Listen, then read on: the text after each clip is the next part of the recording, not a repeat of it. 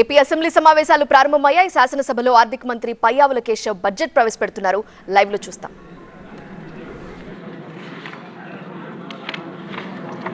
అందరికీ నమస్కారం అండి.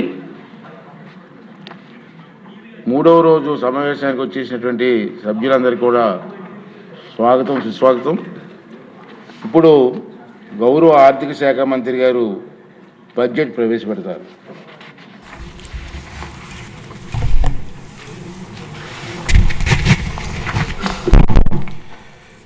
గౌరవనీయులైన అధ్యక్ష, గౌరవ ముఖ్యమంత్రి వర్య, గౌరవ ఉప ముఖ్యమంత్రి వర్య మరియు గౌరవ సభ్యులారా, 2026-27 ఆర్థిక సంవత్సరానికి బడ్జెట్ ప్రతిపాదనలను ఈ గౌరవ సభ ఆమోదం కోసం ప్రవేశపెడుతున్నాను.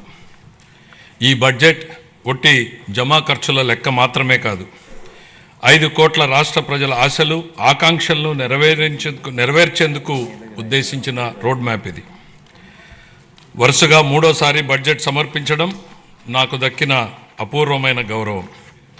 ఈ అవకాశం ఇచ్చిన ముఖ్యమంత్రి చంద్రబాబు నాయుడు గారికి సర్వదా కృతజ్ఞుడిని. మా దృష్టిలో బడ్జెట్ అంటే కేవలం పద్దుల ప్రకటన కాదు, ఇది అంకెలకు అతీతం. రాష్ట్ర అభివృద్ధి, ప్రజా సంక్షేమాల్ని జోడెద్దుల బండిలా పరుగులు పెట్టించాలన్న మా దృఢ సంకల్పాన్ని బలంగా చాటి చెప్పే ఒక ప్రకటన. ఈ బడ్జెట్ సాగునీటి కోసం ఎదురుచూసే రాయలసీమ రైతుల కలల్ని సాకారం చేసేది, అవకాశాల కోసం ఎదురుచూస్తున్న శ్రీకాకుళం జిల్లాలోని యువ పట్టభద్రులకు గుండె నిబ్బరాన్నిచ్చేది, భవిష్యత్తుపై కొండంత ఆశతో కుటుంబాన్ని నడిపిస్తున్న నెల్లూరు గృహిణికి భరోసానిచ్చేది, కోస్తాలోని మహిళా పారిశ్రామికవేత్తలతో స్ఫూర్తిని నింపేది. దీనిలో ప్రతిపాదించే ప్రతి రూపాయి రాష్ట్ర ప్రజల ఆశలు, ఆకాంక్షలను సాకారం చేసేందుకు ఉద్దేశించింది. గత ప్రభుత్వ విధ్వంసకర పాలన చేసిన లోతైన గాయాలు, మిగిల్చిన చేదు అనుభవాలు మనం ఏం చేయకూడదో నిరంతరం గుర్తు చేస్తున్నాయి. గత ప్రభుత్వ దుష్పరిపాలన వల్ల రాష్ట్రానికి జరిగిన భారీ నష్టాన్ని, ఆర్థిక విధ్వంసాన్ని గమనంలో ఉంచుకుని 2024 సంవత్సర బడ్జెట్ ప్రవేశపెట్టాను.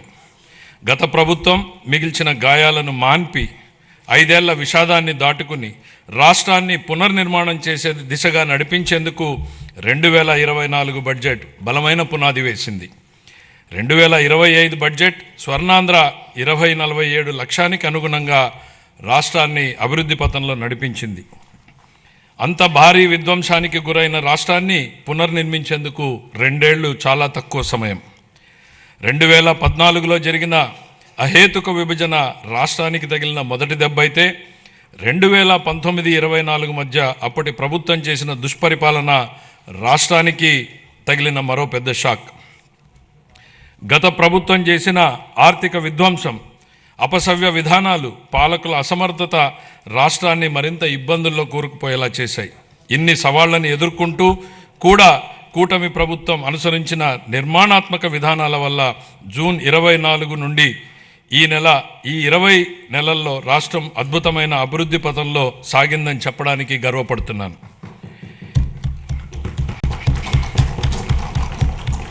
ఇప్పటి వరకు మనం ఏం సాధించాం, ఇప్పుడు ఎక్కడున్నాం, ఇంకా చేయాల్సిందేంటి అన్న అంశాల్ని కూలంకషంగా ముదింపు చేసుకుని ఈ బడ్జెట్ని రూపొందించాం. అటు ఉత్తరాంధ్ర నుంచి ఇటు రాయలసీమ వరకు ప్రజల జీవితాల్లో గొప్ప మార్పు తేవడం ఈ బడ్జెట్ ఉద్దేశం. మా లక్ష్యం కేవలం కాగితాలపై కనిపించే వృద్ధి లెక్కలు కానే కాదు, అభివృద్ధి సంక్షేమ ఫలాల్ని క్షేత్రస్థాయిలో ప్రజలకు అందేలా చేసి వారి జీవితాల్లో వెలుగులు చూడాలన్నదే మా తపన. విధ్వంసం నుంచి వికాసం దాకా 24 జూన్ నుండి ఇప్పటిదాకా సాగిన అభివృద్ధి ప్రయాణం నిజంగా అద్భుతం. 24-25లో అధికారంలోకి వచ్చిన మొదటి సంవత్సరంలోనే ఆర్థిక వ్యవస్థను మళ్లీ గాడిలో పెట్టాం. 19-24 మధ్య 10.3% పడిపోయిన ఆర్థిక వృద్ధి రేటుని 24-25లో 11.75% పెంచాం. 25-26లో ఎదురైన అనేక భౌగోళిక ఆర్థిక అనిశ్చితులను సృష్టించిన ప్రతికూల ప్రభావాల వల్ల ప్రపంచ ఆర్థిక వ్యవస్థ ఆటుపోట్లను ఎదుర్కొంది. కానీ భారత్ మాత్రం స్థిరంగా నిలబడింది. జమ్మూ కాశ్మీర్లో అమాయకులైన పర్యాటకుల్ని పొట్టన పెట్టుకున్న ఉగ్రవాద మూకలకు ఆపరేషన్ సింధూర్ పేరుతో భారత ప్రభుత్వం గట్టి జవాబునిచ్చింది. ఉగ్రవాదం, భౌగోళిక రాజకీయ అనిశ్చితులు, సుంకాల యుద్ధంతో తలెత్తిన ఉద్రిక్తతలకు భారత్ చలించదని, ప్రధాని నరేంద్ర మోడీ నాయకత్వం ప్రపంచానికి బలమైన సందేశం ఇచ్చింది. భారతదేశానికి ఆయన నాయకత్వం భారత్ను శక్తివంతంగా తీర్చిదిద్దింది, ఆత్మవిశ్వాసంతో తలెత్తుకునేలా చేసింది. ఆయన ఈరోజు భారత ప్రపంచ వేదికపై సగర్వంగా తలెత్తుకునేలా చేశారు. కాబట్టే భారత్ కి బులంద్ పెహచాన్ హై మోడీ అని యావత్ జాతి మొత్తం మోడీ నాయకత్వాన్ని అండగా నిలబడింది. భారత్ ఎట్టి పరిస్థితుల్లోనూ ప్రజల ప్రయోజనాల విషయంలో రాజీ పడబోదని ప్రపంచానికి అర్థమైంది. ప్రపంచంలో అనేక అస్థిర పరిస్థితులు ఉన్నప్పటికీ ప్రధాని నరేంద్ర మోడీ గారి నాయకత్వంలో భారత్ 8% వృద్ధి రేటును సాధించి సత్తా చాటింది. భారతదేశంతో పాటు ఆంధ్రప్రదేశ్ కూడా ప్రపంచ వేదికపై వెలుగు లీనుతోంది. విశాఖపట్నంలో ఏఐ డేటా సెంటర్ ఏర్పాటు చేయాలన్న గ్లోబల్ ఐటీ దిగ్గజం గూగుల్ నిర్ణయం ఒక్కసారి ప్రపంచ దేశాలన్నీ ఆంధ్రప్రదేశ్ వైపు తలెత్తి చూసేలా చేశాయి. దాన్ని బాహుబలి ఒప్పందంగా పేర్కొనవచ్చు. ప్రపంచ పెట్టుబడులకు గమ్యస్థానం ఆంధ్రప్రదేశ్ అని ఆ ఒప్పందం రుజువు చేసింది. గౌరవ ముఖ్యమంత్రి చంద్రబాబు నాయుడు గారి సమర్థ నాయకత్వం, మరి యువ నాయకుడు గౌరవ మంత్రివర్యులు శ్రీ నారా లోకేష్ గారి విశేష కృషి వలన ఇది సాధ్యమైంది. ఇంతేకాదు, రాష్ట్రంలో పెట్టుబడులు వస్తున్నాయి, ప్రభుత్వంపై నమ్మకం పెరిగింది అంటే అది గౌరవ ముఖ్యమంత్రి గారి దార్శనికత పాలన మరియు గౌరవ ఉప ముఖ్యమంత్రి శ్రీ పవన్ కళ్యాణ్ గారి విశ్వసనీయ భాగస్వామ్యం వల్లనే సాధ్యమైంది. ఈ మార్పుకి సారథులు మన రాష్ట్ర ప్రజలేనని మేము బలంగా నమ్ముతున్నాం. 2024 జూన్లో రాష్ట్ర ప్రజలు ఎన్డీఏకి కనీ విని ఎరుగని రీతిలో ఘన విజయం కట్టబెట్టినప్పుడే ఈ మార్పు మొదలైంది. ప్రజలు మాకు వేసిన ప్రతి ఓటు వెనుక వారి ఉద్దేశం బలంగా స్పష్టమైంది. ప్రజలు వారితో పాటు వారి పిల్లలకు సురక్షితమైన బంగారు భవిష్యత్తు కోసమే ఎన్డీఏని అధికారంలోకి తెచ్చారు. గత ప్రభుత్వం పారిశ్రామికవేత్తల్ని, పెట్టుబడిదారుల్ని రాష్ట్రం నుంచి తరిమేసింది. 2019-24 మధ్య అప్పటి పాలకుల నుంచి ఎదురైన చేదు అనుభవాలతో పెట్టుబడిదారులు రాష్ట్రానికి రావాలంటేనే భయపడిపోయారు. పెట్టుబడులు రాకపోవడం, ఉన్న పరిశ్రమలనే మూసివేయడంతో నిరుద్యోగం తాండవించింది. కూటమి అధికారంలోకి వచ్చాక ఈ 20 నెలల్లో పరిస్థితులు పూర్తిగా మారాయి. పెట్టుబడిదారులకు దేశంలో అత్యంత అనుకూలమైన పరిస్థితులు ఇప్పుడు మన రాష్ట్రంలో ఉన్నాయి.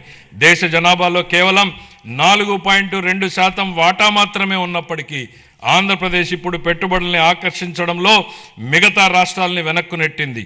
పెట్టుబడిదారులకు అత్యంత స్నేహపాత్రమైన రాష్ట్రంగా నిలిచింది. బ్యాంక్ ఆఫ్ బరోడా నివేదిక ప్రకారం 2025-26 ఆర్థిక సంవత్సరంలో ప్రతిపాదిత పెట్టుబడుల్లో 25% ఆంధ్రప్రదేశ్కు రావడమే దీనికి నిదర్శనం. బ్రాండ్ చంద్రబాబు వల్లనే ఇది సాధ్యమైంది. ఇప్పటి వరకు మనం ఈజ్ ఆఫ్ డూయింగ్ బిజినెస్ గురించి మాట్లాడే వాళ్ళం, ఇప్పుడు గేరు మార్చాం. స్పీడ్ ఆఫ్ డూయింగ్ బిజినెస్ ఇప్పుడు మన విధానం. గౌరవ ముఖ్యమంత్రి చంద్రబాబు నాయుడు గారి సమర్థ నాయకత్వం, దార్శనికత, ప్రభుత్వ సుస్థిర విధానాలు రాష్ట్రాన్ని విజన్ స్వర్ణాంధ్ర 2047 లక్ష్యం దిశగా వేగంగా నడిపిస్తున్నాయి. ఆంధ్రప్రదేశ్ భవిష్యత్తుని స్వర్ణమయం చేసే మహాక్రతువులో గౌరవ ముఖ్యమంత్రి గారి చారిత్రాత్మక పాత్ర పోషిస్తున్నారు. తాను నాటిన చెట్ల నీడలో తానెప్పటికీ కూర్చోలేనని తెలిసినా భావితరాల కోసం చెట్లు నాటే వ్యక్తే జీవితం యొక్క నిజమైన విలువలను అర్థం చేసుకున్నాడు అన్న విశ్వకవి గురుదేవులు శ్రీ రవీంద్రనాథ్ ఠాగూర్ గారి మాటల్ని ఇక్కడ నేను ఉటంకిస్తున్నాను. గౌరవ ముఖ్యమంత్రి ఈ భావనకు అసలైన ప్రతిరూపం. ఆయన కేవలం దూరదృష్టి గల నాయకుడు మాత్రమే కాదు, దాన్ని సాకారం చేయగల దక్షత కలిగినటువంటి నాయకుడు. తన దార్శనికతతో అమలు చేస్తున్న విధానాలు భావితరాలకు మేలు చేస్తాయన్న దృఢ విశ్వాసంతో వాటి సాధనకు అహర్నిశలు నిస్వార్థంగా కృషి చేస్తున్న గొప్ప నాయకుడు. సమాజ క్షేమం కోసం 365 రోజులు అవిశ్రాంతంగా ఒక తపస్సులాగా పనిచేస్తున్నారు. 1990వ దశకంలో ఆయన ఇన్ఫర్మేషన్ టెక్నాలజీ గురించి మాట్లాడినప్పుడు, దార్శనికతను అమల్లో పెట్టినప్పుడు దాని ఫలితం ఎలా ఉంటుందో చాలామందికి అర్థం కాలేదు. కానీ అప్పటి యువత దాంతో ప్రయోజనం పొంది జీవితంలో పురోగమించడమే కాకుండా ప్రపంచవ్యాప్తంగా అవకాశాలని అందిపుచ్చుకుని సత్తా చాటారు. అప్పుడు ఆయన అమలు చేసిన సంస్కరణలు, తీసుకున్న విప్లవాత్మక నిర్ణయాలతో వెలిగించిన దీపం లక్షలాది జీవితాల్లో వెలుగు నింపింది. నేడు ఆయన విజయగాథను ఆయనే పునరావృతం చేస్తున్నారు. కానీ ఇప్పుడు మరింత గొప్ప దూరదృష్టితో, మరింత సమున్నత లక్ష్యంతో కొత్త చరిత్రను లెక్కించబోతున్నారు. భవిష్యత్తును అంచనా వేసేందుకు ఉత్తమ మార్గం దాన్ని సృష్టించడమే అన్న సూక్తిని బలంగా నమ్మే వ్యక్తి ముఖ్యమంత్రి గారు. Deep tech, AI, quantum computing వంటి ఆధునిక టెక్నాలజీలు ప్రతి కుటుంబం నుంచి ఒక ఎంటర్ప్రెన్యూర్ వంటి విధానాలు కేంద్రంగా ఆయన ఇప్పుడు రాష్ట్రాన్ని సరికొత్త శకంలోకి నడిపిస్తున్నారు. ఆయన మార్గదర్శకత్వంలో ఏపీ వెల్త్ ఫండ్ను ప్రారంభించబోతున్నాం. రాబోయే రోజుల్లో అది నార్వే, యుఏఈ సావరిన్ వెల్త్ ఫండ్స్లా విస్తృతమై మొత్తం రాష్ట్రాన్నే నడిపించడానికి సరిపోవచ్చు. నాతో సహా ఈనాటి సమాజానికి ఈ టెక్నాలజీల ప్రాముఖ్యత అర్థం కాకపోవచ్చు. కానీ ఆయన ఐటీ రంగంలో చూపిన చొరవ వల్ల 1990లో నాటి యువతరం లబ్ధి పొందినట్టే ఈనాటి యువత కూడా ఏఐ, డీప్ టెక్, క్వాంటమ్ టెక్నాలజీతో భవిష్యత్తు ఖచ్చితంగా లబ్ధి పొందుతుంది. ఆర్థిక వనరుల పరంగా మనం ఇప్పటికీ సంక్షోభం నుంచి పూర్తిగా బయటపడలేదు. పరిస్థితులు అంత సానుకూలంగా లేవు. గత ప్రభుత్వం మిగిల్చిన ఆర్థిక అస్తవ్యస్త పరిస్థితుల్ని అధిగమించే క్రమంలో ఇప్పటికీ అనేక సవాళ్లను ఎదుర్కొంటున్నాం. కానీ రాష్ట్ర అభివృద్ధి, సంక్షేమానికి సంబంధించి మా లక్ష్యాల్లో మార్పు లేదు. మా సంకల్పం చెక్కు చెదరలేదు. మా ప్రయాణాన్ని స్థిరంగా కొనసాగించేందుకు ప్రధాని నరేంద్ర మోడీ నుంచి అమూల్యమైన మద్దతు, సహకారం లభిస్తున్నాయి. ఆయనకు కృతజ్ఞతలు తెలియజేస్తున్నాం. కేంద్ర ఆర్థిక మంత్రి శ్రీమతి నిర్మలా సీతారామన్ గారు అందిస్తున్న గొప్ప సహకారం గురించి ప్రత్యేకంగా ప్రస్తావించాలి. కష్టకాలంలో ఆమె రాష్ట్రానికి వెన్నుదన్నుగా నిలబడ్డారు. పోలవరం ప్రాజెక్టును మళ్లీ గాడిలో పెట్టడం, రాజధాని అమరావతి నిర్మాణాన్ని పునఃప్రారంభించడంలో పూర్తి సహకారం అందించారు. రాయలసీమ గ్లోబల్ హార్టికల్చర్ ప్రాజెక్టును ముందుకు తీసుకెళ్లేందుకు అవసరమైన తోడ్పాటును అందించారు. గత ప్రభుత్వం ఎడాపెడా చేసిన అప్పుల భారాన్ని తగ్గించేందుకు రుణాల పునర్వ్యవస్థీకరణకు అమూల్యమైన సహకారం అందించారు. ఆమెకు హృదయపూర్వక కృతజ్ఞతలు తెలియజేసుకుంటున్నాను. 2026-27 సంవత్సరానికి సంబంధించి ఫిబ్రవరి 1న ప్రవేశపెట్టిన కేంద్ర బడ్జెట్ రాష్ట్రానికి ఆశాకిరణంలాగా కనపడుతోంది.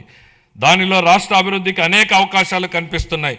తూర్పు కోస్తా పారిశ్రామిక కారిడార్, పర్యాటక కేంద్రాల అభివృద్ధి, ఎలక్ట్రిక్ బస్సుల కొనుగోలు, పూర్వోదయ పథకం ఉపయోగపడుతుంది. రాయలసీమ గ్లోబల్ హార్టికల్చర్ హబ్ కూడా వేగంగా రూపుదిద్దుకుంటోంది.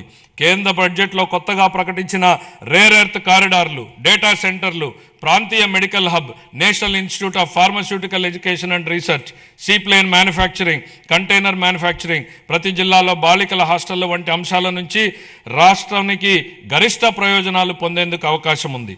ప్రపంచవ్యాప్తంగా ఇప్పుడు ప్రభుత్వ రంగ ప్రాజెక్టుల్ని పీపీపీ ఛాలెంజ్ విధానాల్లో చేపట్టే ట్రెండ్ నడుస్తోంది.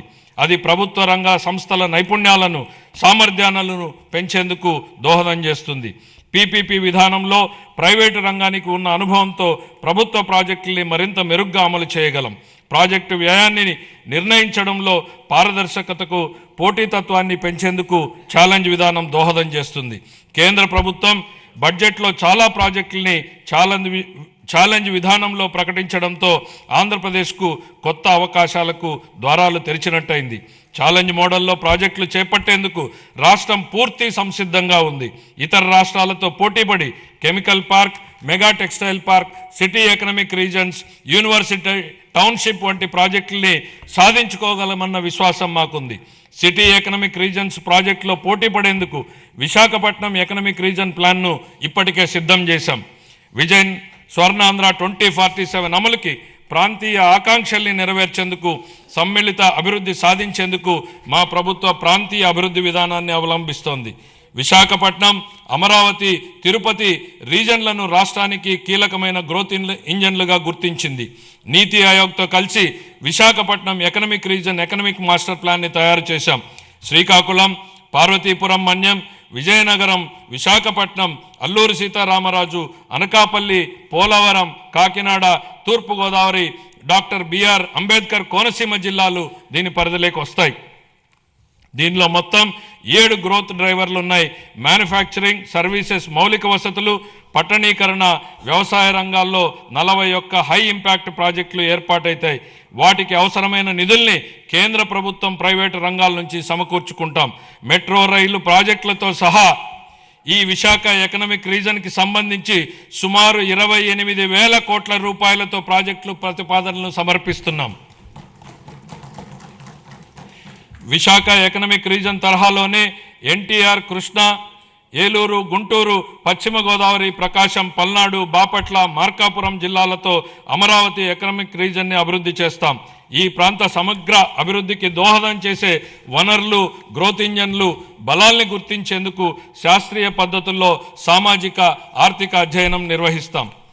సూక్ష్మ సేద్యం ప్రాధాన్యతను గుర్తించి 1990లోనే ఆ కాన్సెప్ట్ని తీసుకొచ్చినటువంటి మొదటి ముఖ్యమంత్రి గౌరవ్ చంద్రబాబు నాయుడు గారు. ఇప్పుడు ఆయన రాయలసీమ రీజన్ను గ్లోబల్ హార్టికల్చర్ హబ్గా మార్చి అక్కడ రైతుల జీవితాల్లో సమూల మార్పులు తెచ్చేందుకు కంకణం కట్టుకున్నారు.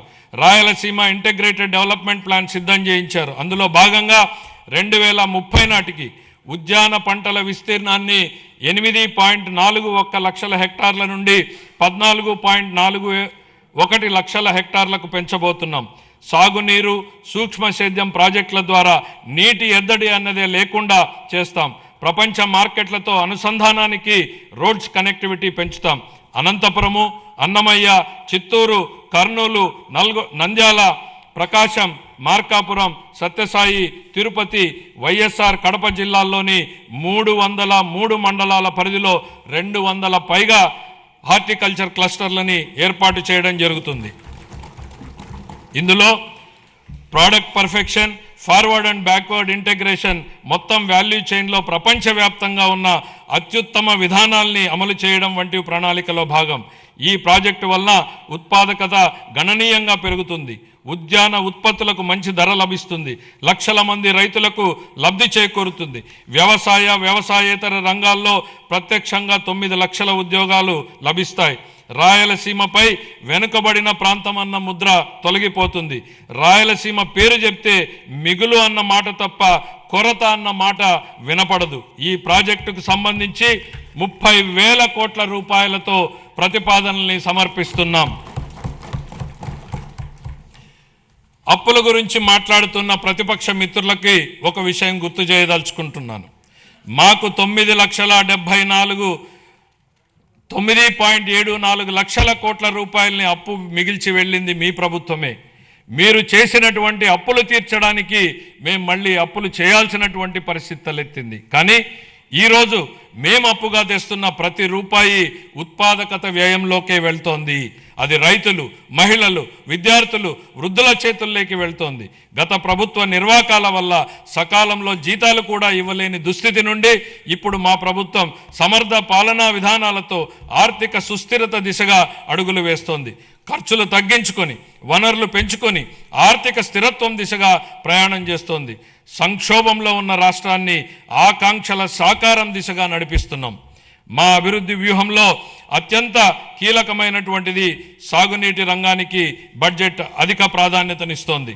మనం నిల్వ చేసే ప్రతి నీటి బొట్టు, పునరుద్ధరించే ప్రతి కాలువ, సాగునీరు అందించే ప్రతి ఎకరం ప్రజల జీవితాల్ని మారుస్తాయని బలంగా విశ్వసించే ప్రభుత్వం మాది. వాతావరణ మార్పులు, వర్షపాతంలో అనూహ్యమైనటువంటి హెచ్చుతగ్గులు వంటివి ఋతుపవనాలపై పూర్తిగా భరోసా ఉండలేని పరిస్థితులు కల్పిస్తున్నాయి. అందుకే నీటి నిల్వ, సమర్థ పంపిణీపై ఎక్కువ దృష్టి పెట్టాం. కేవలం ప్రాజెక్టులు కడితే సరిపోదు. భవిష్యత్ తరాలకు దీర్ఘకాలిక నీటి భద్రతను కల్పించేలా మన విధానాలు ఉండాలన్నది మా లక్ష్యం. గత ప్రభుత్వం ప్రజల నిజమైన అవసరాల్ని అర్థం చేసుకోలేదు. బిల్లులు చెల్లించకపోవడం, అధ్వాన్న నిర్వహణ వల్ల సాగునీటి ప్రాజెక్టులు ఎక్కడివక్కడ నిలిచిపోయాయి.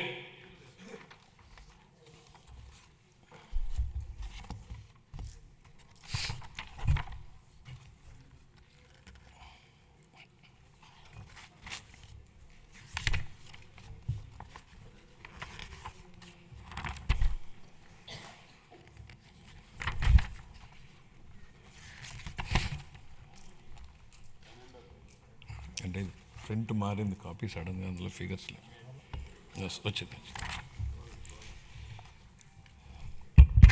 సంకల్పం ఉన్న చోట ఉన్న చోట సాధనకు మార్గం ఉంటుంది. 2 తెలుగు రాష్ట్రాల సాగునీటి వ్యవస్థలపై సమగ్ర అవగాహన కలిగిన గౌరవ ముఖ్యమంత్రి గారు మన రాష్ట్రానికి లభించడం మన అదృష్టం.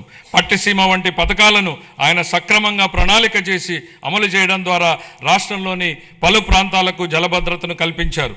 అదేవిధంగా హెచ్ఎన్ఎస్ఎస్ ప్రాజెక్టును కేవలం 100 రోజుల్లో ప్రారంభించి వేగంగా పూర్తి చేసి రైతులకు నీరందించేలా చేయడంలో ఆయన సంకల్ప బలం కీలక పాత్రను పోషించింది.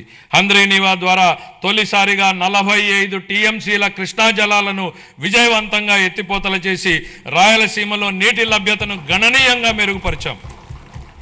పోలవరం ప్రాజెక్టు విషయంలో పెండింగ్ ఉన్న 5,000 కోట్ల రూపాయల బిల్లుల్ని చెల్లించి పనులను వేగవంతం చేశాం. డయాఫ్రామ్ గోడ నిర్మాణం ఇప్పటికే 91% పూర్తయింది. మొత్తం ప్రాజెక్టు పురోగతి 60% దాటింది. వెలుగొండ ప్రాజెక్టు బీఆర్ఆర్ వంశధార దశ 2, అలాగే వంశధార నాగావళి మరియు నాగావళి చంపావతి నదుల అనుసంధాన పనుల్లో సమాంతరంగా గణనీయమైనటువంటి పురోగతి సాధించబడింది. అదే సమయంలో రాష్ట్ర వ్యాప్తంగా విస్తృత స్థాయిలో చేపట్టిన ఆపరేషన్ అండ్ మెయింటెనెన్స్ SDMF మరియు FDR పనులు సాగునీటి వ్యవస్థలను స్థిరీకరిస్తున్నాయి. 5 ఏళ్ల విరామం అనంతరం మొత్తం 6,047 నీటి వినియోగదారుల సంఘాలను ప్రజాస్వామ్య పద్ధతిలో పునరుద్ధరించడం ద్వారా సాగునీటి నిర్వహణలో రైతుల భాగస్వామ్యానికి మళ్లీ బలోపేతం చేశాం. ఇక ముందు BRR వంశధార 2, హంద్రీనీవా, పూల సుబ్బయ్య, వెలుగొండ మరియు పోలవరం ప్రాజెక్టులను పూర్తి చేయడానికి మా ప్రభుత్వం కట్టుబడి ఉంది. రాయలసీమను శాశ్వతంగా కరువు రహిత ప్రాంతంగా మార్చడానికి పోలవరం నల్లమల సాగర్ అనుసంధానంపై మేము చురుగ్గా దృష్టి సారించాం. రాయలసీమను గ్లోబల్ హార్టికల్చర్ హబ్గా తీర్చిదిద్దే ప్రణాళికలో సాగునీటి సరఫరా కూడా ఒక కీలకమైనటువంటి భాగం. 2026-27 ఆర్థిక సంవత్సరానికి గాను జలవనరుల శాఖకు 18,224 కోట్ల రూపాయల కేటాయింపును ప్రతిపాదిస్తున్నాను. వ్యవసాయం, పశు సంవర్ధక, ఉద్యానవనం, మత్స్య సహకార రంగాలు. వ్యవసాయం గాడి తప్పితే మిగతా ఏ రంగానికి సక్రమంగా నడిచే అవకాశం ఉండదు అన్న MS స్వామినాథన్ గారి సూక్తిని గుర్తు చేస్తున్నాను అధ్యక్ష. అన్నదాత రైతులే సమాజానికి మూల స్తంభాలు. వారు పండించే ఆహారమే ప్రతి కుటుంబానికి మూలాధారం. అందువల్ల రైతుల సంక్షేమమే మా ప్రభుత్వానికి అత్యున్నత ప్రాధాన్యం. అన్నదాత సుఖీభవ PM కిసాన్ పథకం కింద 2025-26 ఆర్థిక సంవత్సరంలో 46.86 లక్షల రైతు కుటుంబాలకు 20,000 రూపాయలు చొప్పున పెంచిన ఆర్థిక సహాయాన్ని అందిస్తూ మొత్తం 6,600 కోట్లను విడుదల చేశాం. కొత్తగా అమలు చేసిన GST 2.0 సంస్కరణల ద్వారా వ్యవసాయం మరియు అనుబంధ రంగాలకు సంబంధించిన ఉత్పత్తులు, వ్యవసాయ పరికరాలు, ట్రాక్టర్లపై పన్నుల భారం గణనీయంగా తగ్గించబడింది. దీనివల్ల రైతులకు ప్రత్యక్షంగా లాభం చేకూరుతుంది. పశు సంపదకు పొంచి ఉన్న ఆరోగ్యపరమైనటువంటి ప్రమాదాలను తగ్గించే దిశగా పశు బీమా పథకం అమలుకు మేము నిరంతరం ప్రాధాన్యత ఇస్తున్నాం. పశు సేవలను మరింత బలోపేతం చేయడానికి కొత్త పశు వైద్య భవనాల నిర్మాణానికి 20 కోట్లను కేటాయిస్తూ మౌలిక వసతులను విస్తరిస్తున్నాం. అలాగే బడ్జెట్లో ప్రత్యేకంగా ప్రస్తావించకపోయినా మా సంకల్పం ఎంత స్పష్టమో చెప్పడానికి నిదర్శనం మత్స్యకార సేవలో పథకం అమలు. ఈ పథకం ద్వారా ఆర్థిక సహాయాన్ని 10,000 నుండి 20,000కు పెంచాం. దీని ద్వారా 1,20,000 మంది మత్స్యకార కుటుంబాలు లాభపడుతున్నాయి. ధరల స్థిరీకరణ నిధి. గత ప్రభుత్వం ధరల స్థిరీకరణ నిధికి భారీ కేటాయింపులు చేసినప్పటికీ వాటిని సమర్థవంతంగా వినియోగించలేదు.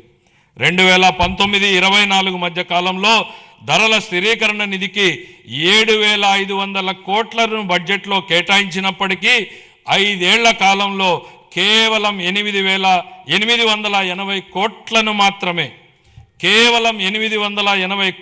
మాత్రమే 5 ఏళ్లలో ఖర్చు చేశారు. అవసరమైన సందర్భాలలో ప్రభుత్వం ఎంత వేగంగా స్పందించాలనే దానికి మా ప్రభుత్వం ఉదాహరణగా నిలిచింది. ధరల స్థిరీకరణ నిధికి 300 కోట్లను మాత్రమే కేటాయించినప్పటికీ ఒక్క సంవత్సరంలోనే 1,200 కోట్లకు పైగా ఖర్చు చేసి రైతులకు ఉపశమనం కల్పించాము. తోతాపురి మామిడి రైతులు, ఉల్లి రైతులు, కోకో గింజల సాగుదారులు, పొగాకు రైతులకు తదితరులకు మద్దతు అందించాం. ఈ 26-27 ఆర్థిక సంవత్సరానికి గాను ధరల స్థిరీకరణ నిధికి 500 కోట్ల రూపాయలను కేటాయింపును ప్రతిపాదిస్తున్నాను. సహకార రంగం పదవి బాధ్యతలు స్వీకరించినప్పటి నుంచి సహకార రంగాన్ని పునరుద్ధరించేందుకు మా ప్రభుత్వం కట్టుబడి పనిచేస్తోంది. యాప్కాప్, డీసీసీబీలు ప్యాక్స్తో కూడిన 3 అంచెల సహకార వ్యవస్థను బలోపేతం చేయడం ద్వారా గ్రామీణ ఆర్థిక వ్యవస్థకు మరింత బలం చేకూర్చాం. 25-26 ఆర్థిక సంవత్సరంలో 53.2 లక్షల సభ్యులకు సేవలందిస్తూ 7,600 కోట్లకు పైగా వ్యవసాయ రుణాలను మంజూరు చేశాయి. ముఖ్యమైన సాధనంగా 2021 ప్యాక్స్లను డిజిటైజ్ చేయగా అందులో 2017 సంఘాలు ఈ ప్యాక్స్గా కార్యకలాపాలను నిర్వహిస్తున్నాయి. దీనివల్ల సేవలు అందించడంలో ఆలస్యం గణనీయంగా తగ్గి పారదర్శకత పెరిగింది. 26-27 ఆర్థిక సంవత్సరానికి గాను వ్యవసాయ మరియు అనుబంధ రంగాలకు 13,598 కోట్ల రూపాయల కేటాయింపును ప్రతిపాదిస్తున్నాను. వ్యవసాయ బడ్జెట్ను సమర్పించే సందర్భంగా ఇందుకు సంబంధించినటువంటి వివరాలను మా సహచర మంత్రి గారు సభకు సమగ్రంగా తెలియజేస్తారు.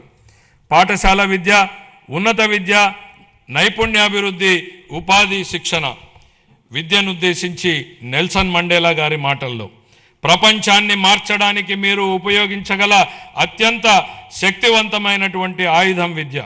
విద్య అనేది కేవలం భవనాలు, పాఠ్య ప్రణాళికలు లేదా పరీక్షలకే పరిమితం కాదు. తన బిడ్డ మంచి భవిష్యత్తును సాధిస్తాడనే నమ్మకంతో ఉన్న తల్లి కళ్ళల్లో కనిపించే ఆశే విద్య.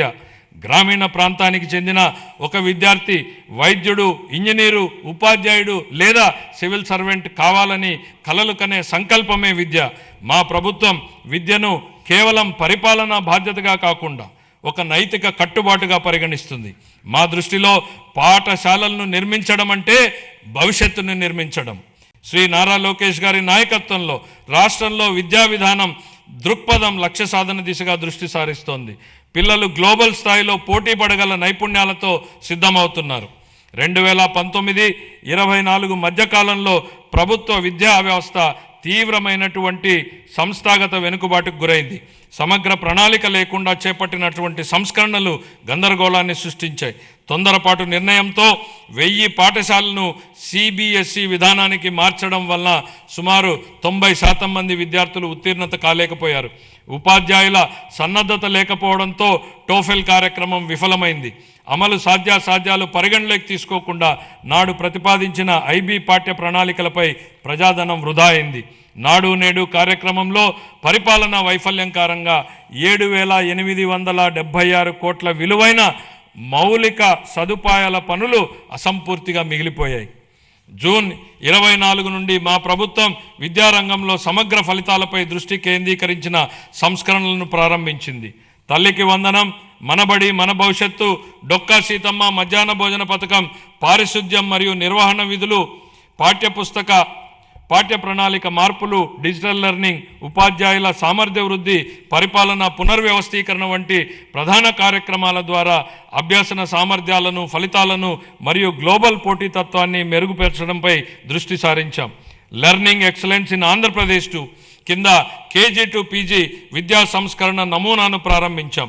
సూపర్ 6 కార్యక్రమంలో భాగంగా 25-26లో ప్రవేశపెట్టిన తల్లికి వందనం పథకం క్రింద ప్రతి విద్యార్థికి సంవత్సరానికి 15,000 రూపాయల చొప్పున అందజేసి 67.27 లక్షల మంది విద్యార్థులకు లాభం చేకూర్చడం జరిగింది. పరిపాలనా పారదర్శకతను మెగా పేరెంట్ టీచర్ సమావేశాలు, పాఠశాల స్టార్ రేటింగ్ వ్యవస్థ, సమాజ భాగస్వామ్యం ద్వారా బలోపేతం చేశాం. అనేక సంవత్సరాలుగా వేలాది ఉపాధ్యాయ పోస్టులు ఖాళీగా ఉండేవి. మెగా DSE 25 ద్వారా నోటిఫై చేసిన 16,347 పోస్టుల్లో 15,941 ఉపాధ్యాయ పోస్టులను విజయవంతంగా భర్తీ చేశాం. ఉపాధి గౌరవం మరియు అవకాశాలను సృష్టించినప్పుడే వృద్ధికి అర్థం ఉంటుంది.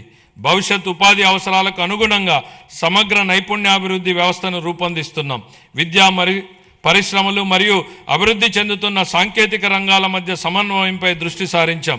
ప్రత్యక్ష అనుభవాల్ని కల్పించేందుకు అన్ని ప్రభుత్వ ఐటీఐలు 167 పరిశ్రమల భాగస్వామ్యంతో అవగాహన ఒప్పందాలు కుదుర్చుకున్నాయి. ఈ ఆర్థిక సంవత్సరంలో 9188 మంది శిక్షణార్థులు పరిశ్రమల్లో ప్రత్యక్ష శిక్షణ పొందగా ప్రభుత్వ ఐటీఐ విద్యార్థుల్లో 98% మందికి నియామకాలు లేదా అప్రెంటిస్ అవకాశాలు పొందారు. 26-27 ఆర్థిక సంవత్సరానికి నేను ఈ క్రింది విధంగా కేటాయింపులను ప్రతిపాదిస్తున్నాను. పాఠశాల విద్యాశాఖకు 32,308 కోట్ల రూపాయలు. అందులో ప్రజా పాఠశాలల మౌలిక వసతుల సమగ్రాభివృద్ధికి 1,500 కోట్లు, ఉన్నత విద్యాశాఖకు 2,567 కోట్లు, నైపుణ్యాభివృద్ధి మరియు శిక్షణ శాఖకు 1,232 కోట్లు. పంచాయతీరాజ్ మరియు గ్రామీణాభివృద్ధి గౌరవ ఉప ముఖ్యమంత్రి శ్రీ కె పవన్ కళ్యాణ్ గారి నాయకత్వంలో ఆంధ్రప్రదేశ్ గ్రామీణ ముఖ చిత్రం రూపాంతరం చెందుతోంది. 25-26 ఆర్థిక సంవత్సరంలో 3.44 లక్షల మంది ఎన్నికైన ప్రజాప్రతినిధులు మరియు కార్యనిర్వాహకులకు శిక్షణ ఇవ్వడం ద్వారా ఆంధ్రప్రదేశ్ దేశవ్యాప్తంగా ప్రథమ స్థానాన్ని సాధించింది. ఆగస్టు 15, 2019 నుండి 24-25 వరకు అమల్లో ఉన్న జల్ జీవన్ మిషన్ కింద గత ప్రభుత్వం మొత్తం 26,824 కోట్ల రూపాయల ప్రాజెక్టు వ్యయంలో కేంద్ర భాగస్వామ్యం లభించిన నిధుల్లో కేవలం 2,255 కోట్లను మాత్రమే వినియోగించింది. 23-24లో కేంద్రం నుండి అతి తక్కువ కేటాయింపులు వచ్చినప్పటికీ ఛత్తీస్గఢ్, జార్ఖండ్, గుజరాత్, ఒడిస్సా వంటి రాష్ట్రాలు ఆంధ్రప్రదేశ్ కంటే ఎక్కువగా ఖర్చు చేశాయి. మా ప్రభుత్వం ఈ పథకాన్ని పునరుద్ధరించేందుకు ముందడుగు వేసింది. మా విజ్ఞప్తిని స్వీకరించి పథకం గడువుని 28 వరకు పొడిగించిన భారత ప్రభుత్వానికి మా కృతజ్ఞతలు. దీర్ఘకాలిక స్థిరత్వ సమస్యలను పరిష్కరించడంతో పాటు 100% కవరేజీని సాధించేందుకు ఉపరితల జల ఆధారిత మల్టీ విలేజ్ స్కీమ్స్ ద్వారా ఈ కార్యక్రమాన్ని పునర్వ్యవస్థీకరించాము. ప్రతి వ్యక్తికి 55 లీటర్ల తాగునీటి సరఫరాను చేసే విధంగా దిశగా చర్యలు తీసుకోవడం జరుగుతోంది. గ్రామీణ అనుసంధానతను బలోపేతం చేస్తూ 4,000 కిలోమీటర్లకు పైగా గ్రామీణ రహదారుల పనులు చేపట్టడం జరిగింది. వీటిలో అనేక పనులు పూర్తి చేయడం జరిగింది. మిగతా పనులు ముగింపు దశలో ఉన్నాయి. దీని ద్వారా దూర ప్రాంతమైనటువంటి గ్రామాలలో మార్కెట్ ప్రాప్తి, ఆదాయ వృద్ధి మరియు ఆర్థిక స్థిరత్వం మెరుగుపడుతోంది. శాస్కీ కింద 2,123 కోట్లను కేటాయించడం జరిగింది. 26-27 ఆర్థిక సంవత్సరానికి పంచాయతీ రాజ్ మరియు గ్రామీణాభివృద్ధి శాఖకు 22,942 కోట్లను కేటాయించాలని నేను ప్రతిపాదిస్తున్నాను. పర్యావరణం, అటవీ, విజ్ఞాన శాస్త్రం, సాంకేతిక శాఖ 2019-20 మధ్యకాలంలో పరిపాలనా వైఫల్యాల కారణంగా ఎర్రచందనం అక్రమ రవాణా, అక్రమ గనుల తవ్వకం, అటవీ భూముల ఆక్రమణ వంటి ఘటనలు చోటు చేసుకున్నాయి. ఆంధ్రప్రదేశ్ను హరితాంధ్రప్రదేశ్గా తీర్చిదిద్దడం మా లక్ష్యం. 2030 నాటికి 37% మరియు 47 నాటికి 50% పచ్చదనం సాధించే దిశగా అటవీ సంపదను స్థిరంగా నిర్వహించడం, ఎడారీకరణను ఎదుర్కోవడం వంటి చర్యలను అమలు చేస్తాం. వ్యూహాత్మక పర్యావరణ రక్షణ వలయంగా గ్రీన్ కవర్ వాల్ ఆఫ్ ఆంధ్రప్రదేశ్ను అమలు చేయనున్నాం. 26-27 ఆర్థిక సంవత్సరానికి పర్యావరణం, అటవీ, విజ్ఞాన శాస్త్రం, సాంకేతిక శాఖకు 714 కోట్ల రూపాయలను కేటాయించాలని నేను ప్రతిపాదిస్తున్నాను. పట్టణాభివృద్ధి అమృత్ 2.0 పథకం కింద 111 పట్టణ స్థానిక సంస్థల్లో మొత్తం 506 ప్రాజెక్టులు అమల్లో ఉన్నాయి. అదనంగా UIDF, AIB సహకారంతో చేపట్టినటువంటి ప్రాజెక్టులు కూడా పురోగతిలో ఉన్నాయి. ఈ ప్రాజెక్టులన్నింటికీ 2027 డిసెంబర్ నాటికి పూర్తి చేయాలనే లక్ష్యంతో ముందుకు సాగుతున్నాం. ఆ సందర్భంలో 2 సంవత్సరాల వ్యవధిలో UIDF కింద ఆంధ్రప్రదేశ్కు అదనంగా 4,000 కోట్లను మంజూరు చేయడంలో సహకరించిన గౌరవ కేంద్ర ఆర్థిక మంత్రి గారికి మా కృతజ్ఞతలు. 1982లోనే స్వర్గీయ NT రామారావు గారు ఆహార భద్రతా ప్రాధాన్యతను గుర్తించారు. అదే స్ఫూర్తితో మా ప్రభుత్వం 204 అన్నా క్యాంటీన్లను నిర్వహిస్తోంది. 2000 మార్చి నాటికి వాటి సంఖ్యను 275కు పెంచి అతి పేద ప్రజలకు కూడా తగిన ఆహారం అందుబాటులో ఉండేలా చేసి ఆకలిని నివారించడమే మా లక్ష్యం. విశాఖపట్నం మరియు విజయవాడ వంటి ప్రధాన నగరాల్లో ఆధునిక మెట్రో రైలు వ్యవస్థలో ప్రయాణించే కళ త్వరలో సాకారం కానుంది. ప్రధానమంత్రి ఆవాస్ యోజన, ఎన్టీఆర్ నగర్స్ కింద ఆర్థికంగా బలహీన వర్గాలకు చెందిన కుటుంబాలకు 25 లక్షల గృహ పట్టాలు, ఇళ్లను అందించి సొంత ఇంటి కలను నెరవేర్చడమే మా ప్రభుత్వ లక్ష్యం. అమరావతి ప్రజల రాజధాని. మా ప్రజల రాజధాని అమరావతి అభివృద్ధికి మద్దతు అందించిన గౌరవ ప్రధానమంత్రి శ్రీ నరేంద్ర మోడీ గారికి హృదయపూర్వక కృతజ్ఞతలు. ఆంధ్రప్రదేశ్ శాశ్వత రాజధానిగా అమరావతికి చట్టబద్ధత హోదా కల్పించే ప్రక్రియ ప్రారంభించినందుకు ఆయనకు ప్రత్యేక ధన్యవాదాలు. వివిధ ఆర్థిక సంస్థల ద్వారా స్వయం సమృద్ధి నమూనాలో నిధులను సమీకరించి పనులను వేగవంతంగా ముందుకు తీసుకెళ్తున్నాం. 57,868 కోట్ల విలువైన 97 పనులకు పరిపాలనా అనుమతులు జారీ చేశాం. ఇది మా ప్రభుత్వం ప్రజల రాజధాని అమరావతిని నిర్మించాలనే నిబద్ధతకు స్పష్టమైన నిదర్శనం. 2026-27 ఆర్థిక సంవత్సరానికి మున్సిపల్ పరిపాలన మరియు పట్టణాభివృద్ధి శాఖకు 14,539 కోట్లను కేటాయించాలని నేను ప్రతిపాదిస్తున్నాను. న్యాయశాఖ, హోం, మద్య నిషేధం, ఎక్సైజ్ మరియు అగ్నిమాపక శాఖలు.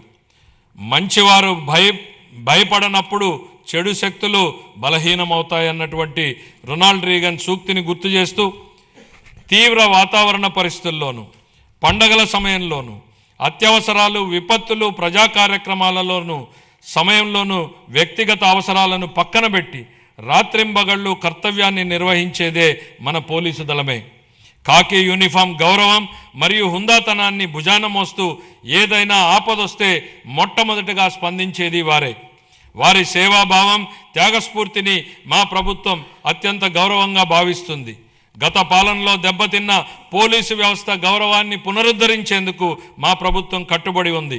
గౌరవ ముఖ్యమంత్రి గారి హామీ మేరకు శాంతి భద్రతల యంత్రాంగాన్ని సమూలంగా మార్చడానికి ఈ క్రింది ఆధునీకరణ మరియు సంక్షేమ చర్యలు తీసుకుంటున్నాం.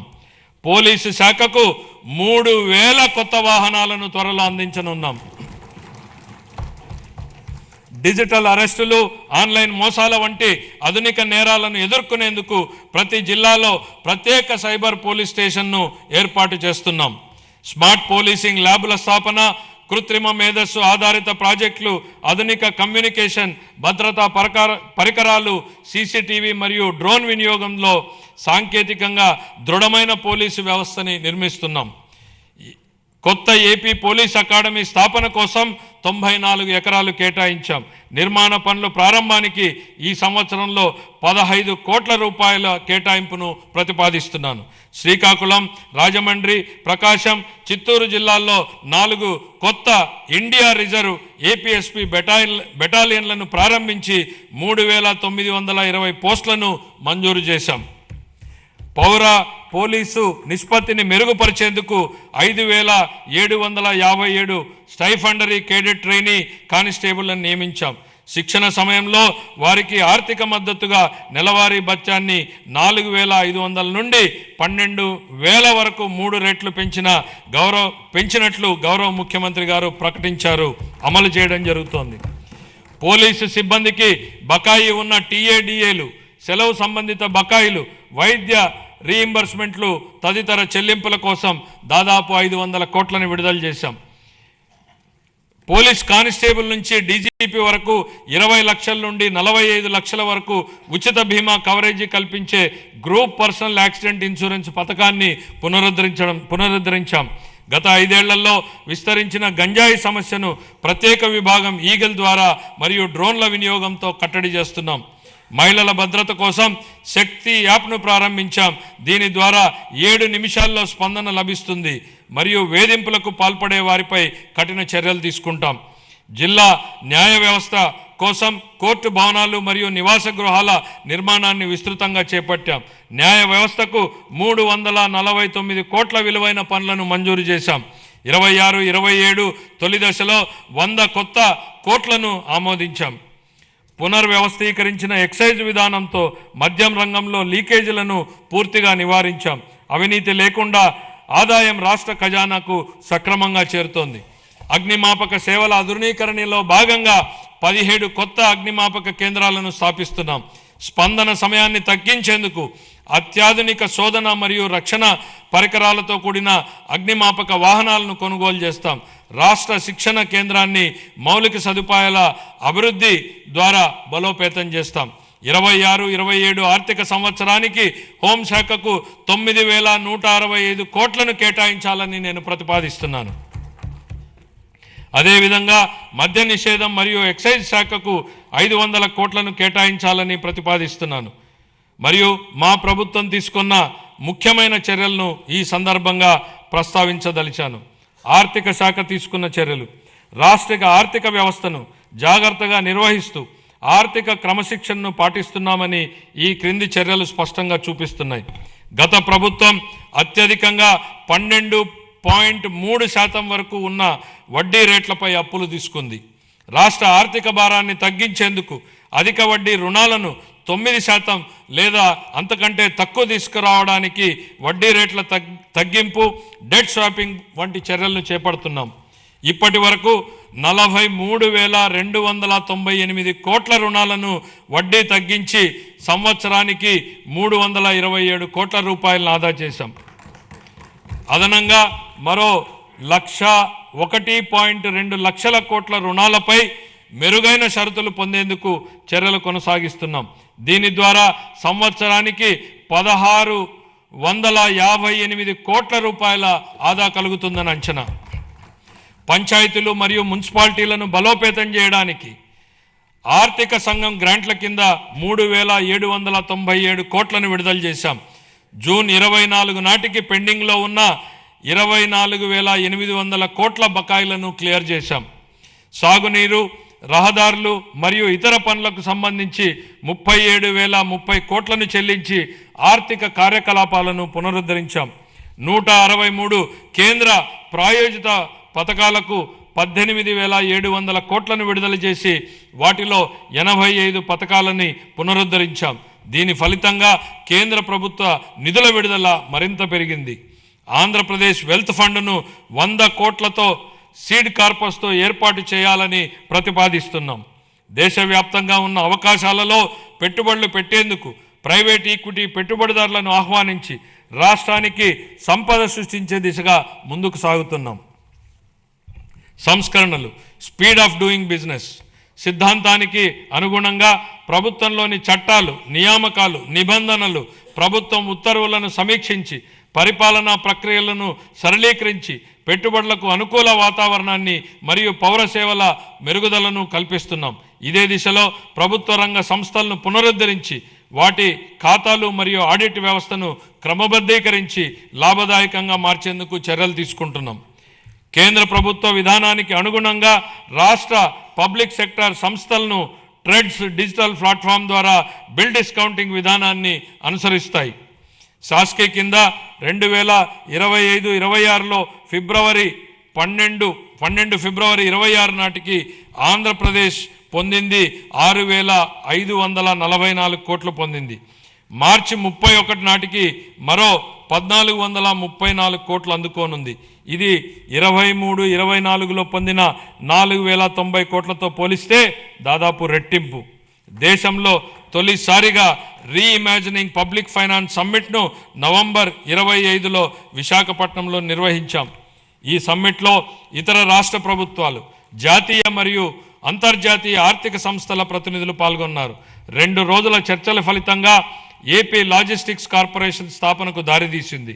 అలాగే పబ్లిక్ సెక్టర్లో వినూత్న ఆర్థిక నమూనాల ద్వారా ప్రైవేటు పెట్టుబడులను ఆకర్షించే మార్గాలు ఏర్పడ్డాయి. భవిష్యత్ విధానాలు: జూన్ 24 నుండి రాష్ట్రాన్ని ప్రపంచ స్థాయి పోటీతత్వంతో ముందుకు తీసుకెళ్లేందుకు 26 పునర్వ్యవస్థీకరించిన పాలసీలను ప్రవేశపెట్టాం. వాటిలో ముఖ్యమైనటువంటివి ఆంధ్రప్రదేశ్ పారిశ్రామిక అభివృద్ధి విధానం, ఆంధ్రప్రదేశ్ ఎంఎస్ఎంఈ పారిశ్రామికవేత్తల అభివృద్ధి విధానం, ఆంధ్రప్రదేశ్ సమగ్ర స్వచ్ఛ ఇంధన విధానం, ఆంధ్రప్రదేశ్ ఆవిష్కరణ స్టార్టప్ విధానం, ఆంధ్రప్రదేశ్ పర్యాటక విధానం, ఇలా మొత్తం 26 పాలసీలను ప్రవేశపెట్టడం జరిగింది. ఈ విధానాలు ఆంధ్రప్రదేశ్ను పెట్టుబడులకు అనుకూలమైన, స్థిరమైన మరియు సమగ్ర అభివృద్ధిని సాధించే రాష్ట్రంగా తీర్చిదిద్దే దిశగా ముందుకు వెళ్తాయి.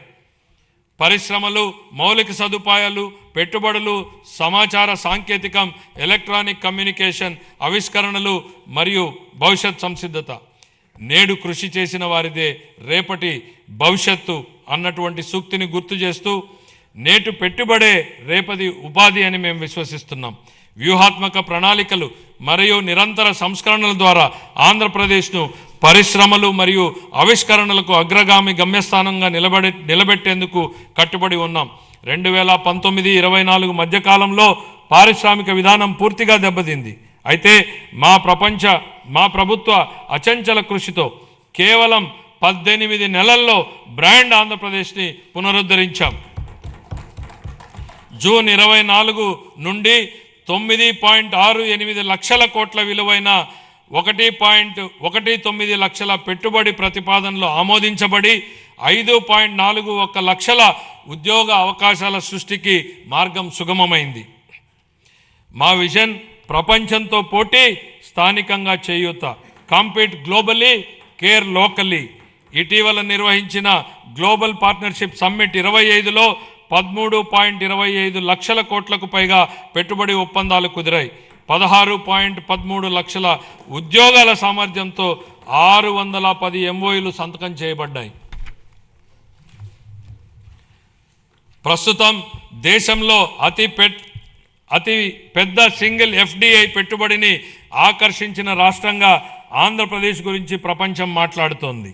గట్టి అంతర్జాతీయ, జాతీయ పోటీ మధ్య విశాఖపట్నంలో గూగుల్ సంస్థతో $15 బిలియన్ విలువైన AI ఆధారిత డేటా సెంటర్ స్థాపనకు ఒప్పందం కుదుర్చుకున్నాం. గౌరవ మంత్రి శ్రీ నారా లోకేష్ గారు బ్రాండ్ చంద్రబాబుని సమర్థవంతంగా వినియోగించి ఈ చారిత్రాత్మక ఒప్పందాన్ని సాధించారు. ఆయనను ఆంధ్రప్రదేశ్ చీఫ్ జాబ్ క్రియేటర్గా కొనియాడటం సముచితం. అదనంగా అనకాపల్లిలో సమగ్ర ఉక్కు కర్మాగారం, నక్కపల్లిలో బల్క్ డ్రగ్ పార్క్, సమగ్ర సౌర సెల్ ప్రాజెక్ట్, 500 CBG ప్లాంట్లు, కాకినాడలో గ్రీన్ అమోనియం ప్రాజెక్ట్, ఓర్వకల్లులో సెమీకండర్ యూనిట్ వంటి ప్రముఖ పెట్టుబడులని ఆకర్షించగలిగాం. ప్రతి అసెంబ్లీ నియోజకవర్గంలో 1 చొప్పున 175 MSME పార్కులు మరియు కృష్ణపట్నం, ఓర్వకల్లు, కొప్పర్తి పారిశ్రామిక నోడలు అభివృద్ధి చెందుతున్నాయి. రామాయపట్నం 75%, మూలపేట 65%, మచిలీపట్నం 50%, కాకినాడ SEZ పోర్టు 32% వంటి కొత్త పోర్టులు ప్రాజెక్టులు వేగంగా పురోగమిస్తున్నాయి. 1523 కోట్లతో ఫేజ్ 1 మత్స్యకార హార్బర్ల ఆధునీకరణ పనులు ముగింపు దశలో ఉన్నాయి. అలాగే సాగర్మాల 2.0 సహకారంతో ఫేజ్ 2 హార్బర్లను EPC పద్ధతిలో పునఃటెండర్ చేసి సకాలంలో పూర్తి చేయడానికి చర్యలు చేపట్టాం. భోగాపురం గ్రీన్ఫీల్డ్ విమానాశ్రయాన్ని అల్లూరి సీతారామరాజు అంతర్జాతీయ విమానాశ్రయంగా మార్చబడింది. ఇది 97% పూర్తి అయ్యింది. కర్నూలు జిల్లాలో ఓర్వకల్లో 300 ఎకరాల్లో దేశంలో తొలి సమగ్ర డ్రోన్ సిటీని అభివృద్ధి చేస్తున్నాం. రతన్ టాటా ఇన్నోవేషన్ హబ్ను రాష్ట్ర ప్రధాన నవకల్పనల వేదిక స్థాపించబడింది. అమరావతి క్వాంటమ్ వ్యాలీ మరియు క్వాంటమ్ కంప్యూటింగ్ సెంటర్ స్థాపన ద్వారా ఆంధ్రప్రదేశ్ డీప్ టెక్ రంగంలో అగ్రగామిగా నిలుస్తోంది. 1990లో ఐటీ విప్లవం ద్వారా లాభపడిన తరానికి పోలికగా నేటి యువత రేపటి సాంకేతిక విప్లవాల ద్వారా లాభపడనున్నారు. 36 పైగా శాఖలు, 139 డేటాబేస్ల సమగ్ర సమన్వయంతో ఏపీ స్టేట్ డేటా లేక్ ద్వారా డేటా ఆధారిత పరిపాలనను బలోపేతం చేశాం. మనమిత్ర వాట్సాప్ సేవలను 150 నుండి 900కు పైగా పెంచి పౌరులకు వేగవంతమైన సేవలు అందిస్తున్నాం. దీని ద్వారా పౌరుల ప్రభుత్వ కార్యకలాపాలు భౌతిక సందర్శన గణనీయంగా తగ్గడమే కాకుండా నిర్ధారించిన సమయంలో పౌర సేవలను పొందగలుగుతున్నాం. 1 ఏప్రిల్ 26 నుండి చేనేత కార్మికులకు నెలకు 200 యూనిట్లు, పవర్లూమ్ కార్మికులకు 500 యూనిట్ల వరకు ఉచిత విద్యుత్ అందించనున్నాం. దీనివల్ల 1,00,000కు పైగా కుటుంబాలు లాభపడతాయి. పరిశ్రమలు, వాణిజ్య శాఖకు 3,161 కోట్లు, మౌలిక సదుపాయాలు పెట్టుబడుల శాఖకు 1,283 కోట్లు, సమాచార సాంకేతికం కమ్యూనికేషన్ శాఖకు 536 కోట్లను ప్రతిపాదిస్తున్నాను. పౌర సరఫరాల శాఖ దీపం 2.0 కింద 1.8 కోట్ల మహిళలకు సంవత్సరానికి 3 ఉచిత LPG సిలిండర్లను అందిస్తూ 2,897 కోట్లను వారి ఖాతాల్లో జమ చేశాం.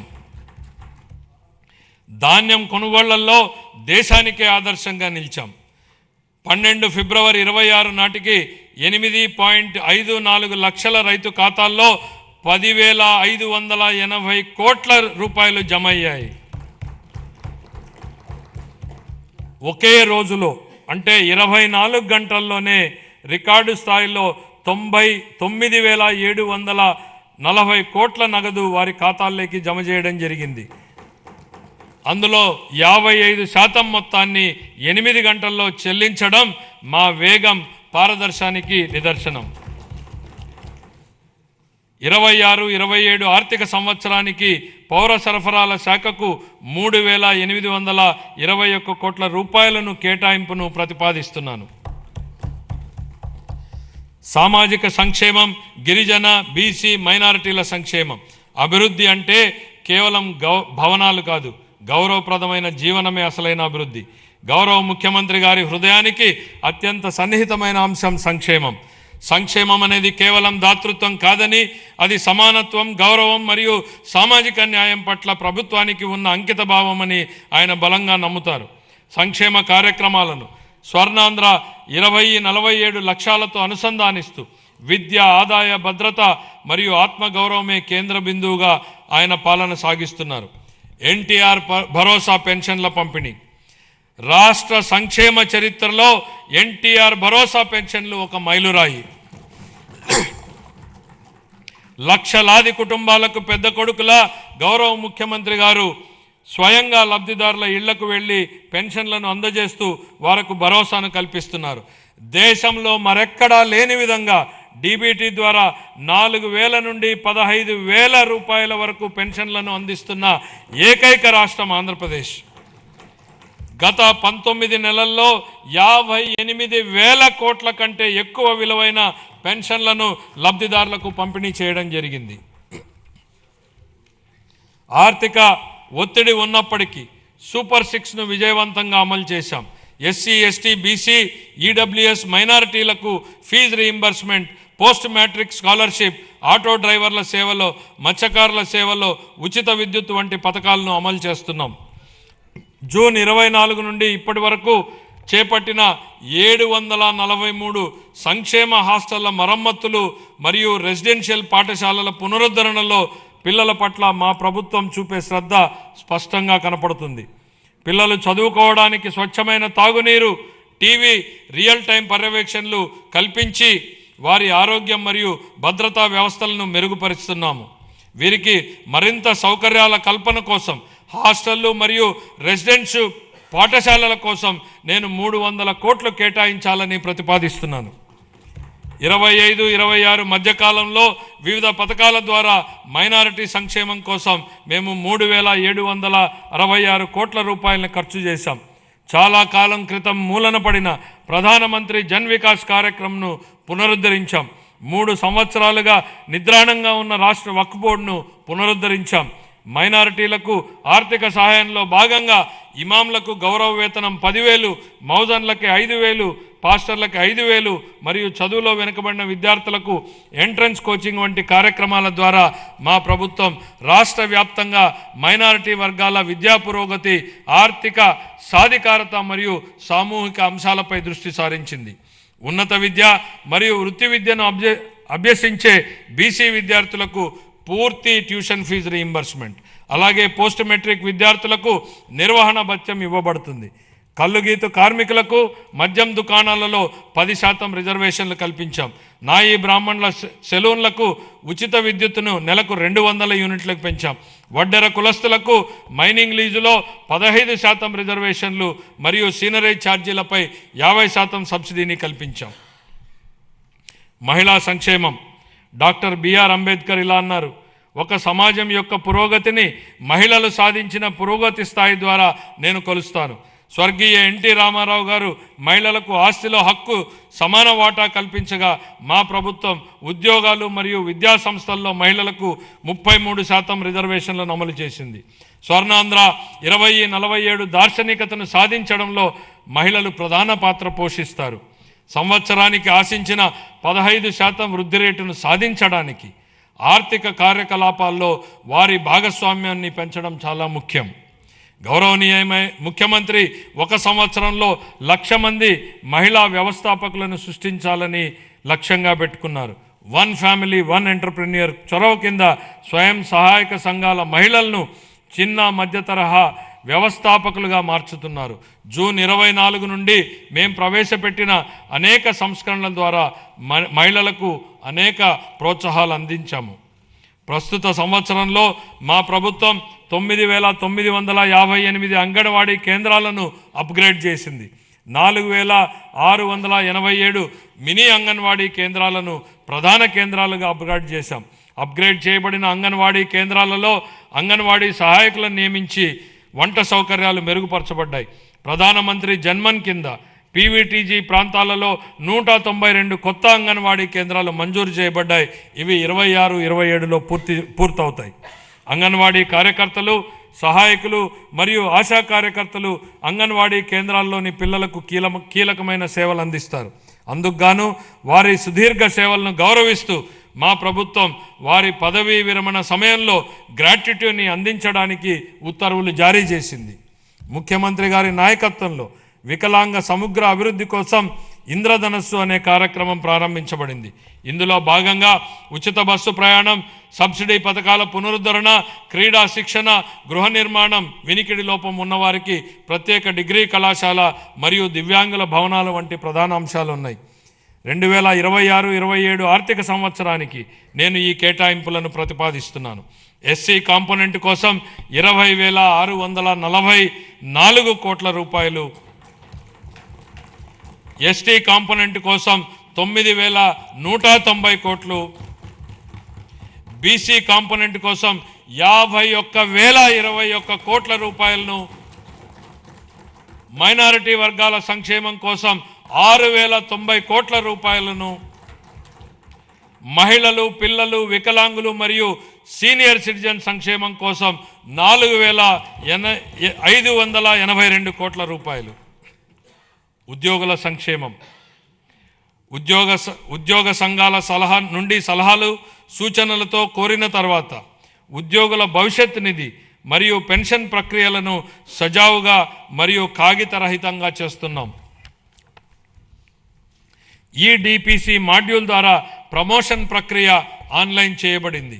ప్రభుత్వ ఉద్యోగులు మరియు పెన్షనర్లకు చాలా కాలంగా పెండింగ్లో ఉన్న బకాయిలను కూడా చెల్లించడం ప్రారంభించింది. 1,100 కోట్ల రూపాయల డిఆర్ బకాయిలను విడుదల చేశాం. జీపీఎఫ్ మరియు జిఎల్ఐ చెల్లింపులు క్రమం తప్పకుండా చేయబడుతున్నాయి. సిపిఎస్ ఉద్యోగులకు వారి పిఆర్ఏఎన్ అకౌంట్లో ప్రభుత్వ వాటాతో కలిసి ఎప్పటికప్పుడు కాంట్రిబ్యూషన్ జమ చేస్తున్నాం. మహిళా ఉద్యోగులకు వారి వృత్తి మరియు వ్యక్తిగత జీవితాలలో సమతుల్యతను పెంపొందించే దిశగా సర్వీసులో ఎప్పుడైనా పిల్లల సంరక్షణ సెలవులను పొందేందుకు వీలుగా పిల్లల వయోపరిమితిని తొలగించాము. ఉద్యోగి ప్రమాదవశాత్తు మరణించిన సందర్భంలో ప్రభుత్వ నిబంధనలకు మించి వారికి బీమా ప్రయోజనాలను అందించడానికి రాష్ట్ర ప్రభుత్వం జీతం ప్యాకేజీ కింద మా ప్రభుత్వం బ్యాంకులతో ఒప్పందం కుదుర్చుకుంది. మా ప్రభుత్వం వివిధ కేటగిరీలలో 30,607 ప్రభుత్వ ఉద్యోగాలను భర్తీ చేసింది. గత ప్రభుత్వ హయాంలో ఆరోగ్య రంగం. గత ప్రభుత్వ హయాంలో బకాయిలు చెల్లించని కారణంగా ఆరోగ్య వ్యవస్థలు ఇబ్బందులు ఎదుర్కొన్నాయి. దీనితో చాలా కుటుంబాలపై ఆర్థిక భారం మోపబడి ఆర్థికంగా మానసికంగా చాలా బాధపడ్డారు. గత ప్రభుత్వ ఆరోగ్య రంగానికి చెల్లించవలసిన 6,486 కోట్ల రూపాయలు బకాయిలను చెల్లించకుండా వదిలేసింది. వీటిలో ఎక్కువ భాగం మా ప్రభుత్వం చెల్లించి ప్రజలకు ప్రభుత్వం మీద విశ్వాసం కల్పించింది. వ్యాధి చికిత్స కన్నా నివారణే ముఖ్యమని మేము నమ్ముతున్నాం. నివారణ వల్ల ఆరోగ్య అవసరాలపై జేబులో నుంచి ఖర్చు గణనీయంగా తగ్గిస్తుంది. మా ప్రభుత్వం అధికారం చేపట్టిన తర్వాత పౌరుడిని ఆరోగ్య సంరక్షణలో కేంద్రంగా ప్రాజెక్ట్ సంజీవనిని చేపట్టింది. కుప్పంలో సిటిజన్ హెల్త్ స్క్రీనింగ్ పైలట్ కింద 41 రోగ నిర్ధారణ పరీక్షలను కవర్ చేసి 63,867 మంది వ్యక్తులను పరీక్షించింది. 6,300 కంటే ఎక్కువ హైరిస్క్ కేసులను గుర్తించి వాటిని ప్రాజెక్ట్ సంజీవనికి అనుసంధానించింది. 2026-27 సంవత్సరానికి ఆరోగ్య వైద్య మరియు కుటుంబ సంక్షేమ శాఖకు 19,306 కోట్లు కేటాయించాలని నేను ప్రతిపాదిస్తున్నాను. కార్మిక శాఖ కేంద్ర ప్రభుత్వం ప్రవేశపెట్టిన కార్మిక సంస్కరణలకు అనుగుణంగా మా ప్రభుత్వం పాత చట్టాలను సమీకరించి నూతన కార్మిక్ కోడ్స్ను అమలు చేసింది. కార్మికుల సంక్షేమాన్ని మరింత బలోపేతం చేయడానికి కొత్త ఈఎస్ఐ వైద్య సేవా సదుపాయాలను ప్రారంభిస్తున్నాం. విజయనగరం, గుంటూరు, నెల్లూరు జిల్లాల్లో 100 పడకల ఆసుపత్రులు, కర్నూలు, శ్రీ సిటీ, అచ్యుతాపురం, శ్రీకాకుళం ప్రాంతాల్లో 30 పడకల ఆసుపత్రులు ఏర్పాటు చేయబడుతున్నాయి. తిరుపతి ఈఎస్ఐ ఆసుపత్రిని 50 పడకల నుంచి 100 పడకలకు విస్తరించడం ద్వారా రాయలసీమ ప్రాంతంలో ద్వితీయ శ్రేణి వైద్యుల సేవల అందుబాటు గణనీయంగా మెరుగుపడింది. 26-27 ఆర్థిక సంవత్సరానికి కార్మిక శాఖకు 735 కోట్లను కేటాయించాలని నేను ప్రతిపాదిస్తున్నాను. గృహ నిర్మాణం 2019-24 మధ్యకాలంలో గృహ నిర్మాణ పథకాల కోసం కేటాయించిన 3,300 కోట్లను ఇతర ప్రయోజనాలకు మళ్లించారు. జూన్ 24 నుండి ఆ నిధులను గృహ నిర్మాణానికి వినియోగించి 3 లక్షల ఇళ్ల నిర్మాణాన్ని పూర్తి చేశాం. సుమారు 6 లక్షల లబ్ధిదారులపై ఆర్థిక భారం తగ్గించేందుకు ఎస్సీ, బీసీ వర్గాలకు అదనంగా 50,000, ఎస్టీలకు 75,000, పీవీటీజీలకు ₹1,00,000 ఆర్థిక సహాయం అందిస్తున్నాం. వచ్చే సంవత్సరంలో మరో 6 లక్షల ఇళ్లను పూర్తి చేయాలని లక్ష్యంగా పెట్టుకున్నాం. అలాగే ప్రతి అర్హుడైన కుటుంబానికి PMAY గ్రామీణ పథకం కింద ఇళ్లను మంజూరు చేస్తాం. 26-27 ఆర్థిక సంవత్సరానికి గృహ నిర్మాణ శాఖకు 6,357 కోట్ల రూపాయల కేటాయింపును ప్రతిపాదిస్తున్నాను. ఎనర్జీ ఆధునిక అభివృద్ధికి ఎనర్జీ ప్రాణాధారం. ఎనర్జీ భద్రత అంటే ఆర్థిక భద్రత. వ్యవసాయం, పరిశ్రమలు, సేవా రంగం, విద్య, ఆరోగ్యం ప్రతి రంగం విశ్వసనీయమైన అందుబాటు ధరల్లో ఉన్న విద్యుత్పై ఆధారపడి ఉంటుంది. గత పాలనలో PPAలను అస్తవ్యస్తంగా రద్దు చేయడం వల్ల అధిక ధరల విద్యుత్ కొనుగోలు చేయాల్సి వచ్చింది. ట్రూ అప్ ఛార్జీల రూపంలో ప్రజలపై భారంగా మారింది. మా ప్రభుత్వం సరైన విద్యుత్ కొనుగోలు విధానాలు, స్వీయ ఉత్పత్తి పెంపు ద్వారా ఈ రంగాన్ని స్థిరీకరించింది. ఫలితంగా టారిఫ్ సవరణలు చేసి లబ్ధిని వినియోగదారులకు అందించగలిగాం.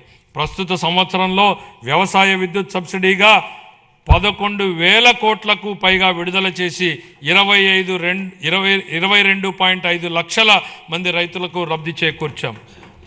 అలాగే ఆక్వా టారిఫ్ సబ్సిడీగా 890 కోట్ల రూపాయలను విడుదల చేసి 48,500 మంది ఆక్వా వినియోగదారులకు మద్దతు ఇచ్చాం. BPL వృత్తిదారులకు సబ్సిడీ టారిఫ్లు కొనసాగిస్తున్నాం. సమగ్ర స్వచ్ఛ ఇంధన విధానం కింద 24 నుండి 2.88 లక్షల కోట్ల విలువైన 55 ప్రాజెక్టులను మంజూరు చేశాం. ఇందులో 15.5 గిగావాట్ల సౌరశక్తి, 4.86 వాయుశక్తి, 17.7 గిగావాట్ల పంపుడు స్టోరేజ్ ప్రాజెక్టులను, 1 MMATPA గ్రీన్ హైడ్రోజన్ వంటి ప్రాజెక్టులు ఉన్నాయి. 26-27 ఆర్థిక సంవత్సరానికి గాను ఎనర్జీ శాఖకు 13,934 కోట్ల రూపాయలను కేటాయించాలని ప్రతిపాదిస్తున్నాను. రవాణా, రహదారులు మరియు భవనాలు. గత పాలనలో రహదారుల దుస్థితి కారణంగా ప్రజలు తీవ్ర ఇబ్బందులు పడ్డారు. గుంతలతో నిండిన రహదారులు ప్రమాదాలకు దారితీశాయి. మా ప్రభుత్వం అన్ని వర్గాల రహదారుల మెరుగుదలకు విస్తృతంగా చర్యలు చేపట్టింది. ఈ సంవత్సరం 2499 కోట్లతో 6030 కిలోమీటర్ల రహదారులను అభివృద్ధికి మంజూరు చేయడం జరిగింది. పూర్వోదయ పథకం కింద ఈ బస్సులను పొందేందుకు ప్రయత్నిస్తున్నాం. అదనంగా PM ఈ బస్ సేవా పథకం కింద 11 ప్రధాన నగరాల్లో 750 ఎలక్ట్రిక్ బస్సులను ప్రవేశపెడతాము. మహిళా సాధికారత భద్రత లక్ష్యంగా ఆగస్టు 15, 2025 నుండి స్త్రీ శక్తి పథకాన్ని ప్రారంభించాం. జనవరి 26 నాటికి దాదాపు 40 కోట్ల మహిళా ప్రయాణికులు ఈ పథకం ద్వారా లబ్ధి పొందారు. 26-27లో MDRలు మరియు రాష్ట్ర రహదారులపై లక్షిత పునరుద్ధరణల ద్వారా గుంతల రహిత రహదారులను నిర్మిస్తాం.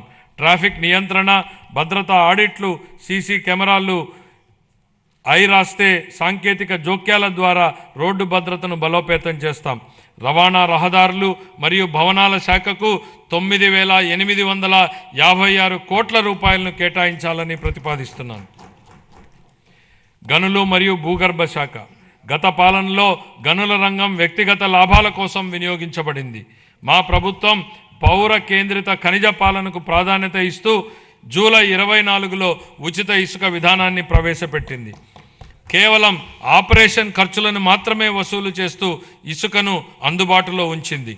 ఉచిత ఇసుక విధానం ఉన్నప్పటికీ డిజిటల్ పర్యవేక్షణ, అనుసరణ సంస్కరణల ద్వారా ఈ సంవత్సరం గనుల ఆదాయం 33% వృద్ధిని సాధించింది. యోజనాభివృద్ధి, క్రీడలు, పర్యాటకం మరియు సంస్కృతి. ఏపీ పర్యాటక విధానం 24-29 ద్వారా పరిశ్రమ హోదా, మూలధన సబ్సిడీలు, SGST రీయింబర్స్మెంట్లు, స్టాంప్ డ్యూటీ మినహాయింపులు, పారదర్శక భూ కేటాయింపులతో ప్రగతిశీల విధానాన్ని అమలు చేస్తున్నాం. ఏపీ భూ కేటాయింపు విధానం 2025 ద్వారా గణనీయంగా ప్రైవేటు భాగస్వామ్యానికి క్యారవాన్ టూరిజం మరియు హోమ్ స్టేల రంగాలలో ఆకర్షించడమైనది. 117 MOUల ద్వారా 20,088 కోట్ల పెట్టుబడులను ఆకర్షించి 122,637 ఉద్యోగ అవకాశాలు సృష్టించాం. 6,681 కోట్ల విలువైన ప్రాజెక్టులు అమల్లో ఉన్నాయి. రాష్ట్ర విభజన తర్వాత గరిష్టంగా 428 కోట్ల రూపాయల కేంద్ర పర్యాటక గ్రాంట్ లభించింది. సూర్యలంక, అఖండ గోదావరి, గండికోట, సింహాచలం, బొర్రా గుహలు, అహోబిలం, నాగార్జున సాగర్ వంటి ప్రాంతాల్లో మౌలిక సదుపాయాల అభివృద్ధి జరుగుతోంది. రాష్ట్రం 7 ప్రధాన కేంద్రాలు మరియు 25 పైగా థీమాటిక్ సర్క్యూట్లతో కూడిన బహుముఖ పర్యాటక గ్రిడ్ను అభివృద్ధి చేసింది. సంవత్సరానికి 60 పైగా ఉత్సవాల నిర్వహణ ద్వారా సాంస్కృతిక పర్యాటకాన్ని ఉత్తేజపరిచి ఆంధ్రప్రదేశ్ను భారతదేశంలో అభివృద్ధి చెందుతున్న అనుభవాల రాజధానిగా స్థాపిస్తోంది. తిరుపతిని ప్రపంచ స్థాయి పర్యాటక గమ్యస్థానంగా తీర్చిదిద్దేందుకు కేంద్ర ప్రభుత్వంతో సమన్వయంతో చేస్తూ మౌలిక సదుపాయాలను బలోపేతం చేస్తామని మీకు తెలియజేయడానికి సంతోషిస్తున్నాను. ఈ కార్యక్రమంలో భాగంగా ప్రపంచ స్థాయి పర్యాటక వసతులతో పాటు హోటళ్లతో పాటు వినోద ప్రదేశాలు ఏర్పాటు చేయడం జరుగుతుంది. గోదావరి పుష్కరాల సందర్భంగా యాత్రికులకు భద్రతతో కూడిన ఆధ్యాత్మిక అనుభవం కల్పించేందుకు సమగ్ర ఏర్పాట్లు చేస్తున్నాం. దీనికి ప్రారంభంగా 60 కోట్లను కేటాయించాలని ప్రతిపాదిస్తున్నాం. 26-27 ఆర్థిక సంవత్సరానికి గాను యోజనాభివృద్ధి, పర్యాటకం మరియు సంస్కృతి శాఖకు 439 కోట్ల రూపాయల కేటాయింపును ప్రతిపాదిస్తున్నాను. ఖాతాలు 24-25 ఆంధ్రప్రదేశ్ రాష్ట్రానికి సంబంధించి ఆర్థిక లెక్కలను కంట్రోలర్ అండ్ ఆడిటర్ జనరల్ పరిధిలోని అకౌంటెంట్ జనరల్ కార్యాలయం వారు ఖరారు చేసిన ప్రకారం 24-25 ఆర్థిక సంవత్సరానికి ఆదాయ లోటు 60,285 కోట్లు, ఆర్థిక లోటు 81,362గా నమోదయ్యాయి. ఇవి రాష్ట్ర స్థూల దేశీయోత్పత్తిలో GSDPలో వరుసగా 3.79% మరియు 5.11%గా ఉన్నాయి. సవరించిన అంచనాలు 25-26 ఆర్థిక సంవత్సరానికి సవరించిన అంచనాల ప్రకారం రెవెన్యూ వ్యయం 2,38,021 కోట్ల రూపాయలు కాగా మూలధన వ్యయం 39,498 కోట్ల రూపాయలు. రెవెన్యూ లోటు సుమారు 41,118 కోట్లు రూపాయలు కాగా ఇదే కాలానికి ద్రవ్య లోటు సుమారు 80,567 కోట్ల రూపాయలుగా ఉంది. ఇవి రాష్ట్ర స్థూల దేశీయోత్పత్తిలో వరుసగా 2.33% మరియు 4.57%గా ఉన్నాయి. బడ్జెట్ అంచనాలు 26-27 ఆర్థిక సంవత్సరానికి మొత్తం 3,32,205 కోట్ల రూపాయలను ప్రతిపాదిస్తున్నాను. అందులో ఆదాయ వ్యయం 2,56,143 కోట్ల రూపాయలు, మూలధన వ్యయం 53,915 కోట్లుగా అంచనా వేయబడింది. ఆదాయ లోటు సుమారు 22,002 కోట్లు కాగా ఆర్థిక లోటు సుమారు 75,868 కోట్లుగా ఉండవచ్చని అంచనా. ఇవి రాష్ట్ర స్థూల దేశీయోత్పత్తిలో వరుసగా 1.88 మరియు 3.84%గా ఉండనున్నాయి. ముగింపు. ఈరోజు మనం ఎంచుకున్న మార్గాలే రేపటి మన భవిష్యత్తును నిర్ణయిస్తాయి. ఈ స్ఫూర్తికి ఈ బడ్జెట్ అర్థం పడుతోంది. ఇది కేవలం మన రాష్ట్రాన్ని రేపటి కోసం సిద్ధం చేసేందుకు ఉద్దేశించింది మాత్రమే కాదు, భవిష్యత్ తరానికి మేలు బాటలు పరిచే బడ్జెట్. ఇది ఆకాంక్షల్ని బాధ్యతల్ని సమతుల్యం చేస్తుంది. ఈ బడ్జెట్ కేవలం వృద్ధి లెక్కలు చెప్పేది మాత్రమే కాదు, ఇది రాష్ట్ర భవిష్యత్ ఆర్థిక గమనాన్ని లక్ష్యాన్ని బలంగా చాటి చెబుతుంది. ఇది కేవలం తాత్కాలిక ఉపశమనం కలిగించేది కాదు, దీర్ఘకాలిక లక్ష్యాల సాధనకు ఉద్దేశించిన దార్శనిక పత్రం. ఆంధ్రప్రదేశ్ను భవిష్యత్ సవాళ్లకు ధీటుగా బలమైన స్వావలంబన కలిగిన రాష్ట్రంగా తీర్చిదిద్దేందుకు రూపొందించిన బడ్జెట్ ఇది. రాష్ట్రం ఇకపై సాగించబోయే ప్రయాణానికి క్రమశిక్షణ, సాహసోపేత నిర్ణయాలు, సమిష్టి కృషి అవసరం. లక్ష్య సాధనలో ఖచ్చితంగా విజయం సాధిస్తామన్న భరోసాతో ఉన్నాం.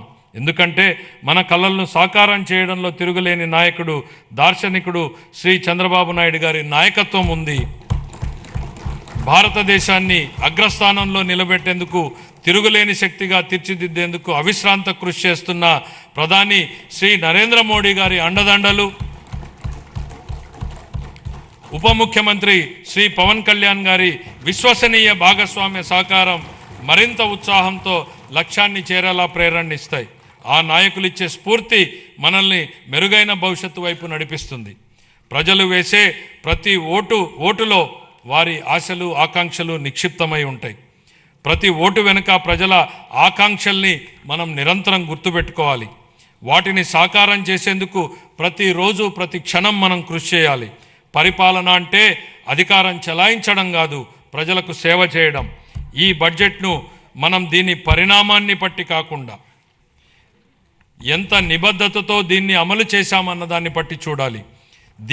దీనిలో చేసిన ప్రకటనల్ని బట్టి కాకుండా అవి ప్రజల జీవితాలపై ఎలాంటి ప్రభావాన్ని చూపాయన్న దాన్ని బట్టి గుర్తుపెట్టుకోవాలి. ప్రజలు మాపై ఉంచిన అచంచల విశ్వాసానికి కృతజ్ఞతలు తెలియజేస్తూ, వారికి సేవ చేసే భాగ్యాన్ని మాకు కల్పించినందుకు ధన్యవాదాలు తెలియజేస్తూ ఈ బడ్జెట్ను గౌరవ సభ ఆమోదం కోసం సమర్పిస్తున్నాను. జై ఆంధ్రప్రదేశ్, జై హింద్.